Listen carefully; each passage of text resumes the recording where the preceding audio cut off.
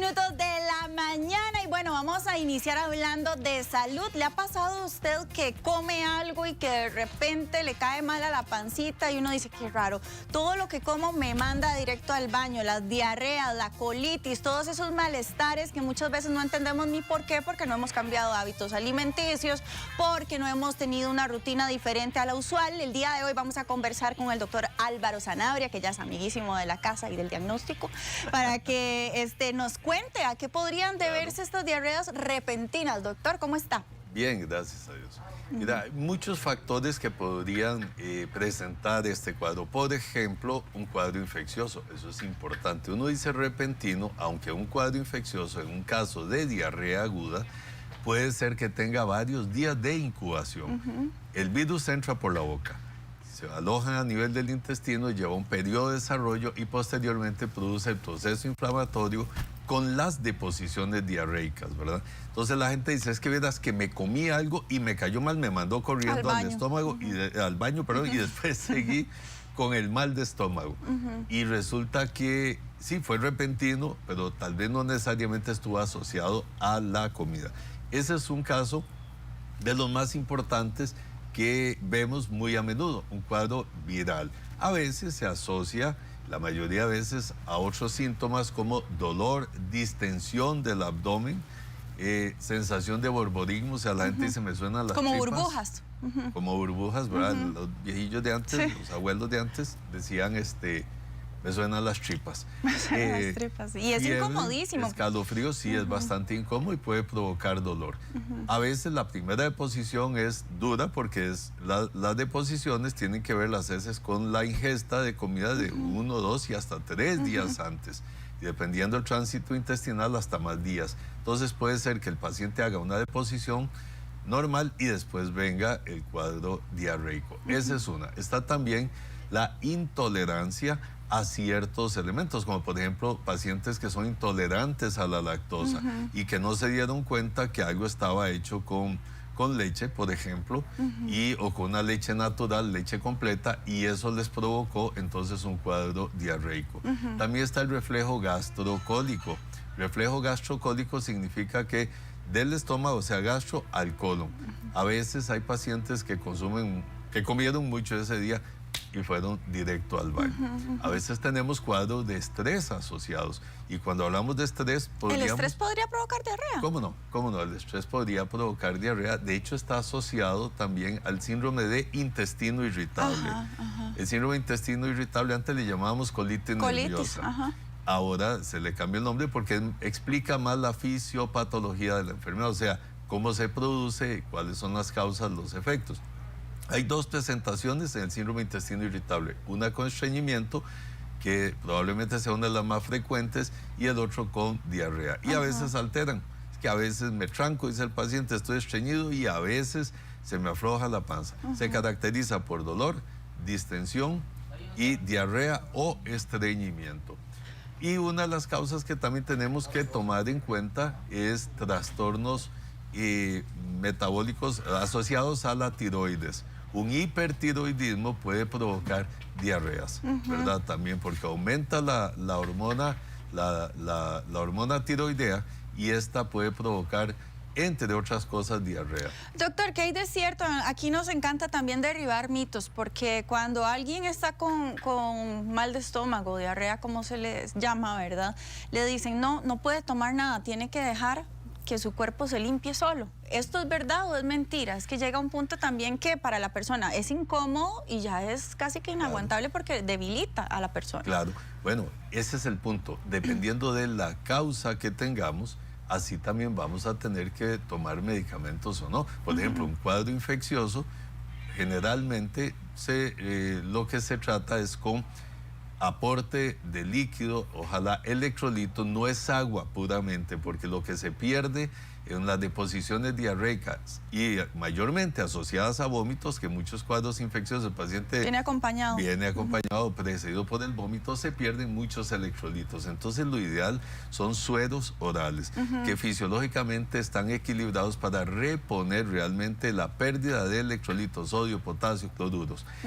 En caso de que no le gusta el suero o que haya cierta resistencia. El agua de pipa, por ejemplo, el agua de pipa tiene electrolitos también para reponer. Pues lo ideal es el suero oral. Pero el agua de pipa, por ejemplo, para personas que tienen la presión baja no es una opción.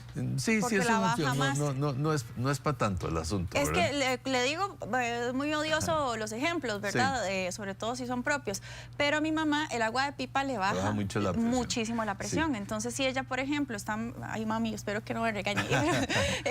Le da eso, le da diarrea, no puede tomar agua de pipa porque es peor, está débil por la diarrea y además el agua de pipa le baja más la presión. Sí, también tenemos que cuando hay deshidratación importante también baja la presión. Bueno, en este caso usaríamos los sueritos orales, ¿verdad? Que hacen el aporte de electrolitos. Y también la ingesta de alimentos, tiene que ser alimentos blandos, ¿verdad? Porque si yo soy comelón y la diarrea no me afecta a nivel general, no hay fiebre. Hay gente que dice, mira, no quiero comer nada, no quiero ver ni huevo frito. Dice, o sea, pero hay quienes están con diarrea y se comen su buen pedazo de carne. Sí, o pizza, o hamburguesas, etcétera. Y esto más bien aumenta las deposiciones. Por otro lado, hay que hacer un buen aporte para restaurar la microbiota intestinal. Antes le llamábamos flora intestinal. Son bacterias intestinales que favorecen la digestión, que se barren, ¿verdad? Que prácticamente se limpia, el intestino se barre y entonces hay que reponer esa flora intestinal con probióticos que sean adecuados o adaptescritos por el médico para entonces ayudarle a controlar esa diarrea. Entonces, ciertamente, eso, volviendo a la observación que hacías del mito de dejarla que salga, sí, claro, tiene su esencia. También tenemos que saber, porque dependiendo de la causa, si controlamos, si cerramos al paciente, si lo trancamos, como dicen los pacientes, con medicamentos que lo que hacen es disminuir la peristalsis intestinal, podríamos agravar un cuadro infeccioso o diarreas que tienen un componente ya de colitis ulcerativa, por ejemplo, ¿verdad? Donde hay úlceras, donde hay procesos inflamatorios agudos. Y es que le digo porque muchas veces, ojalá en un paseo o así, ¿verdad? Que alguien llegue a padecer de diarrea, dice, no, vamos al supermercado y nos compramos una efervescente que ¿verdad? Que nos ayude mientras tanto, pero eso es como un paliativo, no va a atacar el problema de raíz. No lo va a atacar y normalmente con que tomemos ciertos medicamentos, que sí los hay, ¿verdad? Sí hay medicamentos que ayudan a controlar la diarrea, no llegan totalmente a cerrar y a provocar, digamos, que se quite de una sola vez, ¿verdad? Siempre, sí, es cierto, hay que dejarlo de una forma natural cuando la causa es una diarrea aguda, ¿verdad? O sea, incluso hasta por un cuadro viral. Y lo que hacemos es un tratamiento sintomático y un soporte de electrolitos, y de hidratación, o sea, de suerito y líquidos para soportar al paciente mientras pasa el proceso. Si es un cuadro viral, va a ser autolimitado. Doctor, y también otro mito, usted dirá si es mito o realidad, que cuando a uno le da diarrea le dicen, no, es que ya le toca desparasitarse.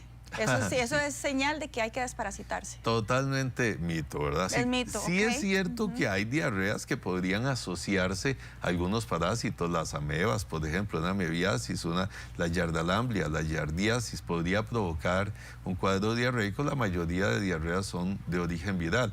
Eso no la descarta, pero generalmente ya tendría que ser una disentería, por ejemplo, una infección por una ameba, la entameba histolítica, que ya es un cuadro agudo severo. Claro, en ese caso podría ser por parásitos, pero que esté medio mal del estómago, como dice la gente, mira, es que estoy con dolor, distensión, con una colitis. Distensión es inflamación. Abombamiento, ¿verdad? El paciente dice, como cualquier cosa y se me infla la panza, ¿verdad? Entonces, en esos casos, no necesariamente está producido por parásitos intestinales, aunque tenemos que tomarlo en cuenta. De ahí que nos lleva a una parte importantísima, el diagnóstico, ¿verdad? El diagnóstico. Los lunes lunes a las 3 de la tarde. Exactamente.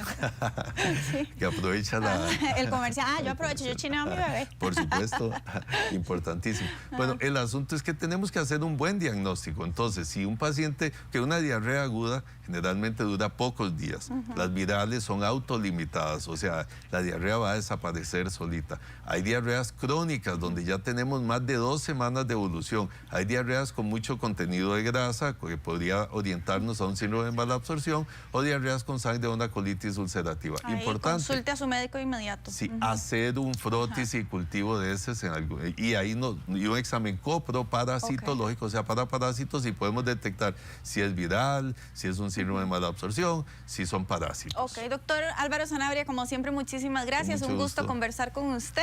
Son las 8:17 de la mañana y me dicen que mi querida y guapísima Janet está listísima con más.